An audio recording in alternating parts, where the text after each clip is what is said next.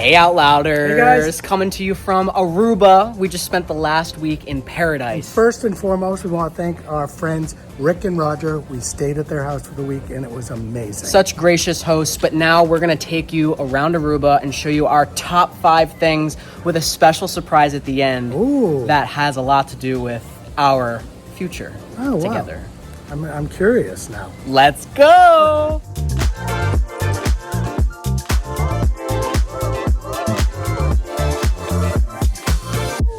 Our first thing about Aruba has to be the beaches. Yeah. The beaches. All the beaches were amazing. Soft sand, clear blue waters. Yeah, it didn't matter like which one you went to. Some were more crowded than others. You know, some had more commercial things like, you know, renting the jet skis, but it goes from that to like a secluded little beach, kind of town beach versus your, you know, more public, more touristy Loves it. And in total, we went to 4 different beaches. Yep. Babies Beach, Eagles Beach, Boca Catalina, and Arashi Beach. Our favorite was Arashi. Arashi. It was kind of local. We like parked 10 feet from where we were sitting. And it was just nice. The water was nice. Oh my God. Wilma! I love Dino. Dino. And we're on kind of like the north end of the island, whereas Baby Beach, which I would go back there. That was a lot of fun. Baby Beach was cool. And good snorkeling over there too. That's at the southern tip of the island too. But that's the whole thing about the island, the size of the island. That brings us to our second favorite thing about Aruba is the size. Yeah, size matters. You all know size matters. And you can get from one tip to the other tip, just the tip, more than the tip. In really like 40 minutes drive, which is it feels like home for us in Rhode Island. Right, so by the time like we're leaving today, we're like, oh yeah, go down there, just go left. Yeah. You know, down there, you know, it's pretty easy to get around. So there's a lot to explore, and because of that size, you can see a lot in a short amount of time. Right. Where, you know, the east side of the island is windy, it's more of wildlife, more hiking.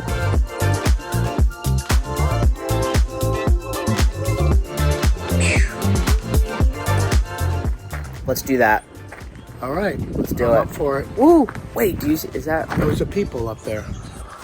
I see a dog. Is that as high as you can go? Do I see a goat or a dog or something up there though? It's probably maybe it's Rudolph. It's a long. The east side is more nature. Which is a good segue to driving in Aruba. I'm driving in Aruba in a Speedo. Like, this is life. I'm living my best life right now. Woo! So am I. I love it. There are no stop signs. There are no traffic lights. Nope. What are there, John? There are roundabouts. I'm still spinning. Oh God, what are you doing? Oh gosh. How do you like driving in Aruba? These roundabouts are killing me. I'm still spinning. You get used to it, but it took a week. I'll tell you, it's the first time. You guys know, because you see our videos, I'm always the one driving. I did not get behind the wheel. I was just like, I'm just going to let him do this. But seriously, again, the size of the island makes it very magical. And for New Year's Eve, we had friends over at Rick and Roger's, and that was really nice. John and I cooked.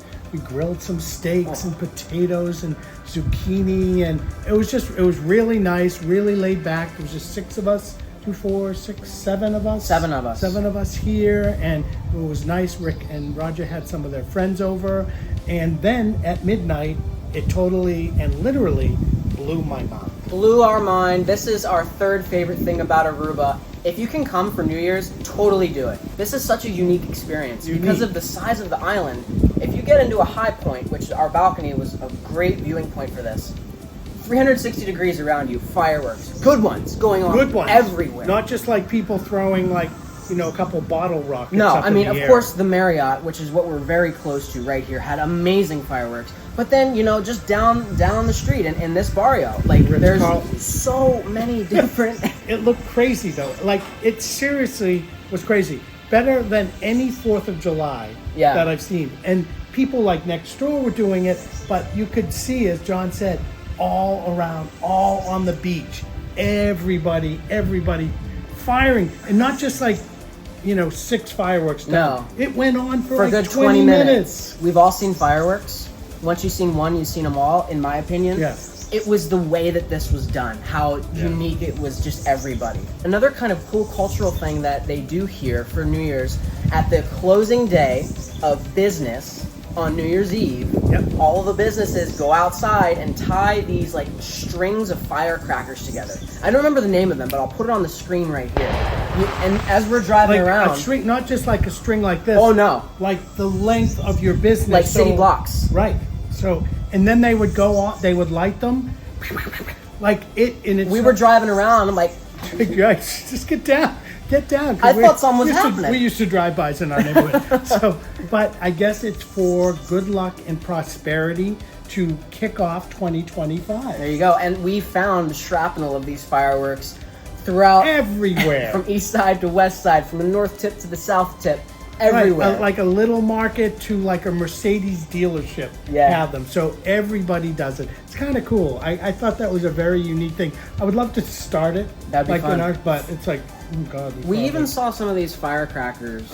Remember that hike that we did in the Hooiberg? Oh, yeah. There were firecrackers up at the top of this Hooiberg mountain. Let's get into number 4, which is kind of the restaurant scene. The restaurant scene. You know, we are foodies. We love to cook. Brian loves to bake. I love to eat. Well, there's no... Hands down. It's 3, hands down. 2, 1. Flying Fishbone. Oh, my gosh. It was... Like, it really was magical. Seriously, it was Flying Fishbone. You can dine with your feet in the water. The tables are in the water, like that much of the water. We got there, the hostess said to me, Brian Merrill, we have a lovely table for you. Amazing. As we were walking down to the table, I'm like, is that really going to be our table? Like, that's amazing. Are we sitting in the water? Because they said like you have to make reservations way ahead of time to get one in the water. It was the best table, and we were there at about 10 minutes of 6, and sunset was at what? 6:30. 6:30. It was beautiful. So we saw the whole thing. There were fish and crab. I had little crabby right next to me, a little homie that ate dinner right next to me. Pelican came down, like right next to us, and good drinks. The good calamari service was amazing. Good fish. I had a unicorn fish. Brian had the yellowtail snapper, red snapper, and we split that, and that was just amazing. Oh, it was good. And then we split a dessert, and just the server, she was amazing. Just so sweet. That was, Flying Fishbone, of the 10 plus places we've eaten, that was our number 1. Yep.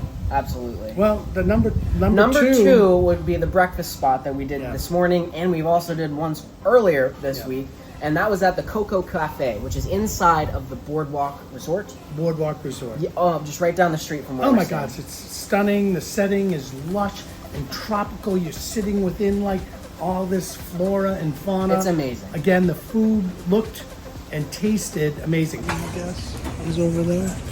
The food was delicious. Oh my gosh, it's so nice here. So check that place Flying out. Fishbone and the Coco Cafe in the Boardwalk Resort. Right. 2 of our best, 2 of our favorites. And I'll put a list of the other places that we ate in the video description, so you can check those out too. Cool. And our last and final favorite thing about Aruba is that we're getting married. I said yes. It was crazy, unexpected. What was the beach? Arashi Beach. Arashi Beach. For me, it was like the ultimate caring, thoughtful, proposal. He actually thought I was going to do it at the Flying Fishbone because it was so magical. I had no. The night before, I'm like, is Brian about to propose? This is way too romantic. So we're playing Yahtzee on the beach. 2 of my favorite things with my favorite thing in the world. And he does a roll, and I'm like, what is he doing? Then he picks it up in his hand, and I'm saying to myself, oh God, just take a score. What can you possibly be looking at? And he's like, okay, so you said something like, all right. Should I do it? And I'm thinking, yeah, pick a full house, pick something. Hands me the dice, and I go shake it, and I'm like, why does this feel weird? Open it up. So there's the 5 dice, and then because I have big sausage fingers, one of the dice is wrapped in this beautiful, beautiful ring. And trust me, he knows I'm kind of a picky bitch sometimes. But this is stunning. It's black matte with a gold inside. So I'm glad you like the way that I decided to tell you. So of course I'm we're sitting on this beach, and I can with confidence say we were the only gay men, and probably gays, period, on the beach. And I'm bawling. And we were like sitting next to people. I don't think anyone really noticed. No. I don't know.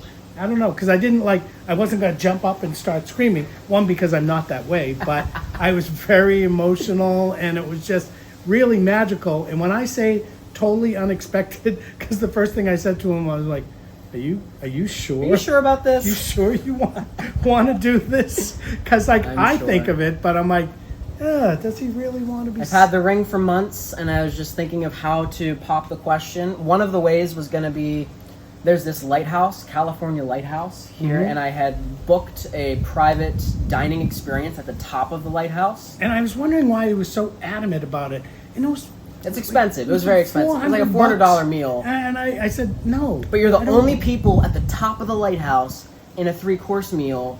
You know, your server's going up and down 200 stairs to bring all you this stuff. So I thought it was interesting. But the dates didn't really work out very well. And then I'm like, how are we going to do this? Well, beach, Yahtzee, my man, that's all we need. You know, I couldn't have had a better time with my man.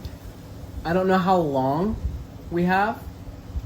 Okay, so he's already going dark. But as much of that time as I can get. Well, you got it. With you. You got it.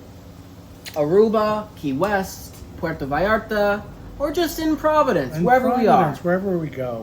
Wherever we go, we're there. And we hope that wherever we go, you follow us along, you keep watching, like, comment, subscribe. I'm going to put all of the fun details in the video description.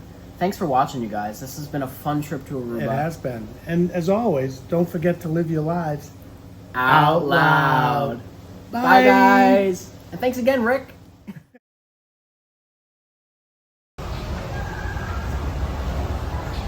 Yes. Just saying. Yup. Go subscribe.